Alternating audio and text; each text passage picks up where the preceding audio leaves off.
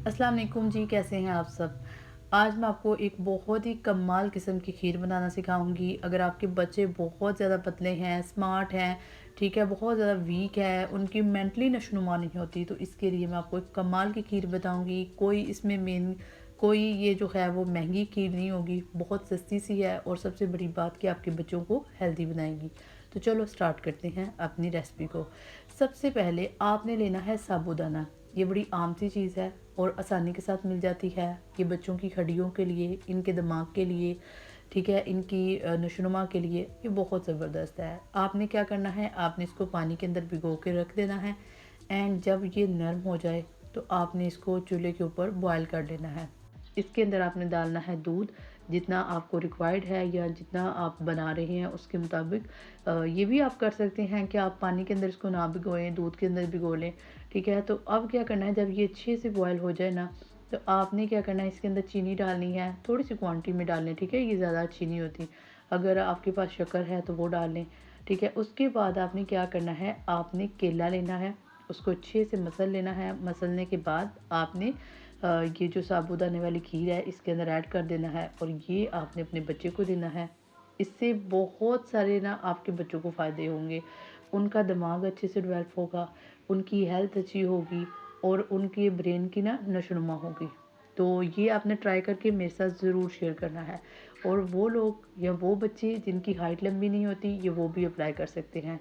अब सेकंड मैं आपको बताऊंगी जी, हम बच्चों के लिए पुलाव किस तरीके से तैयार कर सकते हैं और ये कि मैं अपने बच्चों के लिए कैसे खाना प्रिपेयर करती हूँ।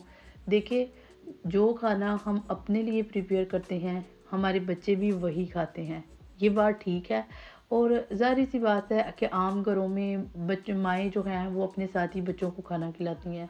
लेकिन मेरा ख़्याल है कि हम अक्सर औक़ात में मिर्च मसाले जो है वो थोड़े से ज़्यादा कर लेते हैं।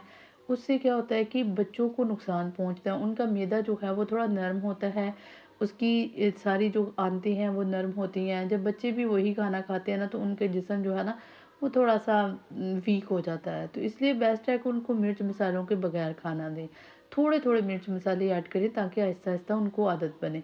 तो ये जो आप देख रहे हैं ना, तो मैं इतने से मिर्च मसाले डाल के ना डेली बेसिस पे या एक दिन छोड़ के एक दिन ये रेसिपी बना लेती हूँ। मीट जो है वो आप इकट्ठा मंगवा के रख सकते हैं, थोड़ा-थोड़ा 1 किलो भी आप हफ़्ता जो है वो चला सकते हैं। तो ये अल्हम्दुलिल्लाह चावल जो है ना, ये रेडी हो गए हैं। इसके 2 फ़ायदे हैं, एक तो बच्चे शौक से खा लेते हैं और सेकंड बच्चों को नुकसान नहीं होता, ठीक है।